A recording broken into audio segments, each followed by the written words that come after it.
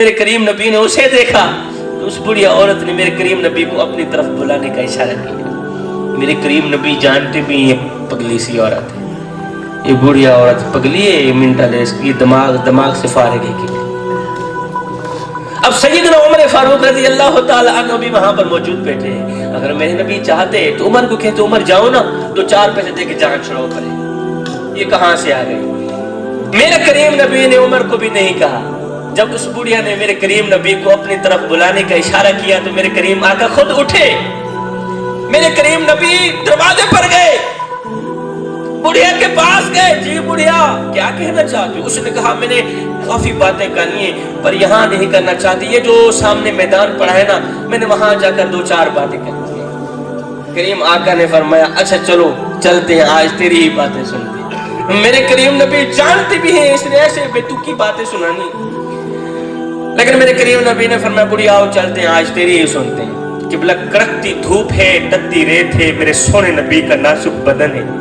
میدان میں چلے گئے، وہ پگلی سی بڑھیا میرے کریم نبی کو ایسے ہی گھماتی رہی، بے تکی باتیں سناتی رہی،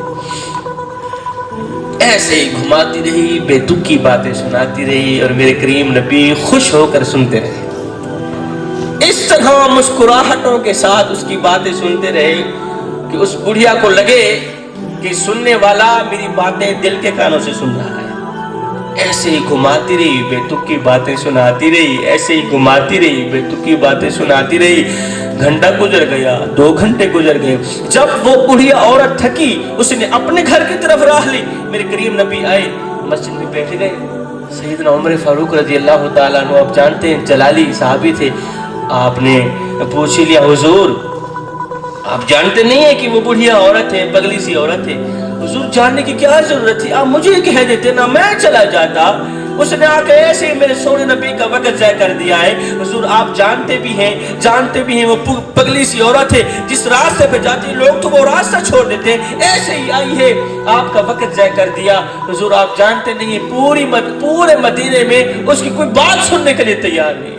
ہائے جب سیدنا عمر فاروق رضی اللہ تعالیٰ عنہ نے یہ جملہ کہا نا حضور آپ جانتے نہیں ہے پورے مدینے میں اس کی کوئی سننے کے لیے تیار نہیں، پورے مدینے میں اس کی کوئی سننے کے لیے تیار نہیں ہے۔ یہ جملہ سنتے ہی میرے کریم نبی کی آنکھیں چھم چھم برسنے لگی۔ میرے کریم نبی نے اپنا سر مبارک اٹھایا، عمر کو دیکھ کر کہا او میرے عمر پورے مدینے میں اس بیچاری کی کوئی نہیں سنتا، پورے مدینے میں اس بیچاری کی کوئی نہیں سنتا، اگر میں بھی اس کے دکھڑے نہ سنوں تو اس کے دکھڑے پورے مدینے میں کون سنے گا؟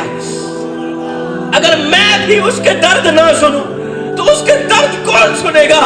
او میرے عمر جا کے اس پگلی سی بڑھیا عورت کو کہہ دو بڑھیا میرا نبی فرما رہا ہے جب سینے پر غموں کا بوجھ زیادہ ہو جائے تو اس بوجھ کو ہلکا کرنے کے لیے کسی اور کے دروازے پر نہ جانا، میں محمد کی چوکھٹ پر آ جانا، تو سناتی جائے گی محمد سنتا جائے گا۔ پھر میں کیوں نہ کہوں نٹھے ورک قرآن نے پھول سرے تیری شان جیا نہیں کوئی اور دکھا، سنیا تیری شان نہ کرے مقابلہ جہڑا انہوں عاشقہ اصلی چور ڈٹھا، وہ کوئی نور آکھے کوئی بشر آکھے پینا رات دنے اے ہو شور ڈٹھا، اللہ والے گل مکا چھوڑی تو سہور ڈٹھا اسا ہو ڈٹھا۔ یہ زندگی کے لمحے تمہارے اور میرے لیے غنیمت ہے۔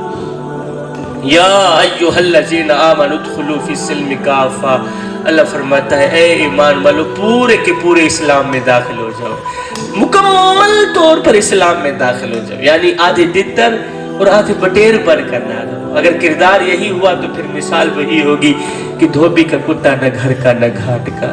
یہ زندگی کے لمحے تمہارے اور میرے لیے غنیمت ہے، ان لمحوں میں کچھ کر لو۔ آخری نصیحت، میرا واز ختم ہوا۔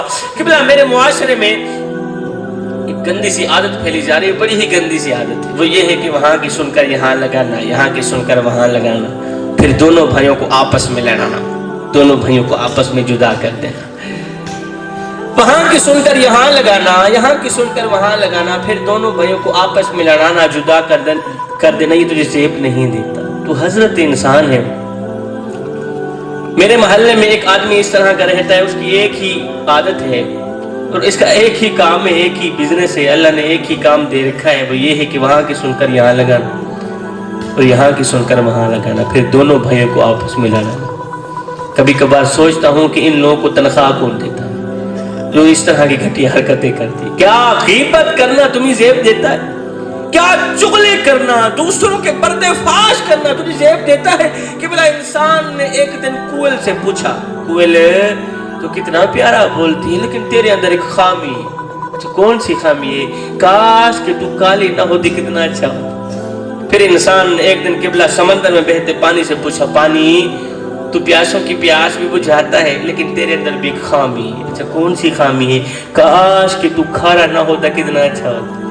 پھر انسان نے قبلہ ایک دن گلاب کو اٹھایا, تلی پہ رکھا, پوچھنے لگا, گلاب تیرے اندر کتنی پیاری خوشبو ہے لیکن تیرے اندر بھی ایک خامی ہے. اچھا کون سی خامی ہے؟ کاش کہ تیرے اندر یہ کانٹے نہ ہوتے تو کتنا اچھا ہوتا.